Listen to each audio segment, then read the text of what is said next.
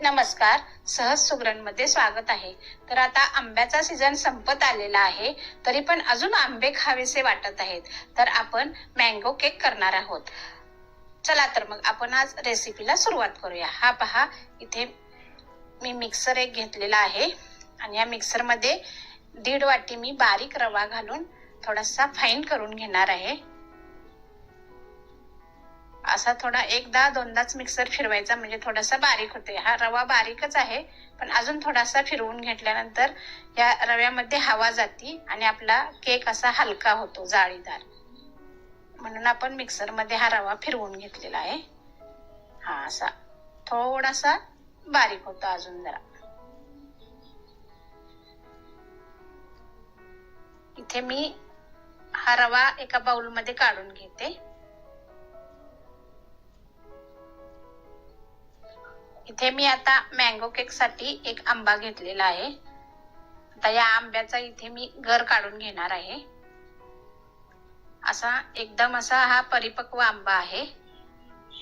आता आमच्या अशाच सहज आणि स्वादिष्ट रेसिपींसाठी अजून आपण सबस्क्राईब केले नसेल तर सबस्क्राईब करा आणि बेल आयकॉन क्लिक करा, जेणेकरून आमच्या नवीन रेसिपी आल्यानंतर आपल्याला पाहायला मिळतील.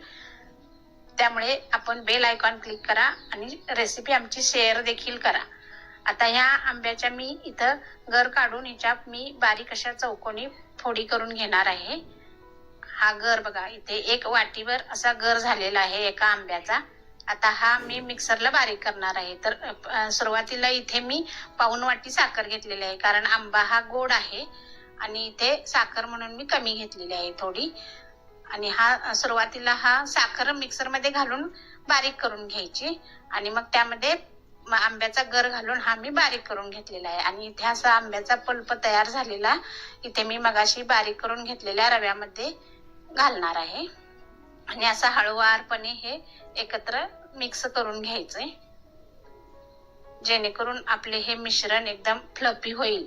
असे व्यवस्थित हळूवारपणे फिरवून घेतलेले आहे एकसारखे करून. आणि फिरवताना एकाच डायरेक्शनने फिरवायचे आहे. इथे मी तेल किंवा तूप घातले तरी चालते, तर मी इथे 5 चमचे तेल घेतलेले आहे. जास्त देखील तेल किंवा तूप घालायचे नाही, त्यामुळे केक बसला जातो. तर असं एकाच डिरेक्शनने हे असं हलवायचं आहे आपल्याला. आणि जास्त पण फास्ट हलवायचं नाही, हळूवारपणे अलगद असं हे मिश्रण आपल्याला एकजीव करून घ्यायचे आहे. याचा कलर बघा कसा छान झालेला आहे.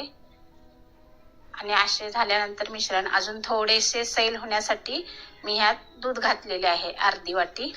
आणि दुधामुळे हा केक चांगला असा फुलतो आणि स्पॉन्जी देखील होतो. तर आपण हे हळूवारपणे असे ह्याच गतीने असं एकाच पोजने हे मिश्रण फिरवत राहायचे. आता इथे मी कुठला कलर देखील न वापरता आपल्या ह्या मिश्रणाचा कलर बघा किती छान झालेला आहे. आणि मिश्रण हे आपले एकदम असे जाळीदार आत्ताच दिसत आहे. तर हे पहा, ह्याची अशी कन्सिस्टन्सी झालेली आहे. आता अशी कन्सिस्टन्सी झाल्यानंतर इथे अजून थोडस सैल पीठ पाहिजे असे मला वाटते, त्यामुळे मी मिक्सरच्या भांड्यामध्येच 1 चमचाभर पाणी घालून घेतलेले आहे आणि ते ह्याच्यामध्ये घालून आता फिरवून घेत आहे. हे पहा, हे फिरवताना कायमच असे शिस्तीत आणि हळूवार फिरवत राहायचे आणि एकाच बाजूने फिरवायचे. आणि हा आपला केक रव्याचा असल्यामुळे इथे कन्सिस्टन्सी आपण बघत राहायचे वरचे वर. आपल्याला आता हे अशी व्यवस्थित झाले असे मला वाटते. मी इथं 10 मिनिटं झाकून ठेवले होते पीठ हे, आणि त्यानंतर पाहायचे बघा हे असे पीठ आपले फुललेले आहे, फुगलेले आहे थोडेसे. आणि इथे कुणाकडे मँगो इसेन्स असेल तर घाला, नसेल तर मी इथं व्हॅनिला घातलेले आहे. माझ्याकडे मँगो इसेन्स नाहीये, तर घातले तरी चालते, नाही घातले तरी पण चालते. खरं मी इथं घातलेले आहे. आता इथे मी 2 चमचे बेकिंग पावडर घातलेले आहे. बेकिंग सोडा घातला की केक असा खाताना कोरडा कोरडा लागतो, त्यामुळे मी इथे बेकिंग सोडा घातलेला नाहीये. आणि त्याच्यासाठी मी इथे बेकिंग पावडर 2 चमचे घातलेले आहे. केक असा हलका आणि स्पॉन्जी होतो. तर आता मी इथे हे आपले बॅटर अगदी हलवून व्यवस्थित तयार झालेले आहे. इथे मी एका टीनला या मी तेल लावून आणि मैद्याचं डस्टिंग करून घेतलेलं आहे आणि त्यामध्ये मी हे बॅटर आता वतून घेते. हे पहा, हे असे व्यवस्थित ओतून घेतल्यानंतर हा आपला टीन आहे हो 4 ते 5 वेळा आपल्याला असा टॅप करून घ्यायचा आहे, जेणेकरून केक आपला चांगला असा फुगण्यास मदत होत्या आणि खाली चिकटत देखील नाही. तर मी इथे आता हा केक आमच्या OTG मध्ये लावून घेणार आहे. आज मी केक कुकरमध्ये करत नाहीये, OTG ला करून घेणार आहे. तर मी इथे हा OTG आमचा प्रीहीट करून घेतलेला आहे 180 डिग्री पर्यंत. 5 मिनिट प्रीहीट करून घेतलेला आहे.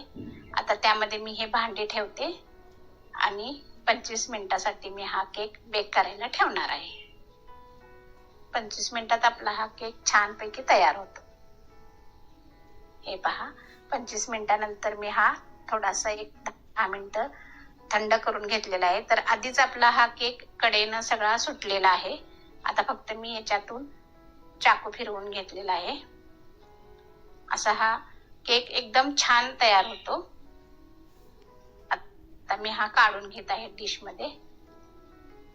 आता वरतून अशी एक थाप मारली की आपला केक लगेच सुटतो. हा पहा किती छान झालेला आहे. भांड देखील आपलं जास्त भांड्याला चिकटलेला नाही आहे केक. हा पहा, एकदम असा हलका स्पॉन्जीदार छान जाळीदार असा केक तयार झालेला आहे. आता इथे मी तुम्हाला हातामध्ये थोडासा घेऊन दाखवते. हे पहा, एकदम असा मऊसूत असा फ्लफी झालेला आहे. आता आपण इथे कट करून पाहूया.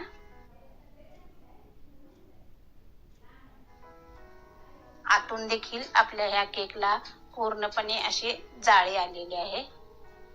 इथे मैदा वगैरे न वापरता सुद्धा मिक्सर मध्ये रवा फिरवून घेतल्यामुळे हा रव्याचा केक वाटतच नाही, इतका सुंदर आणि छान झालेला आहे. हे पहा, एकदम स्पॉन्जी झालेला आहे.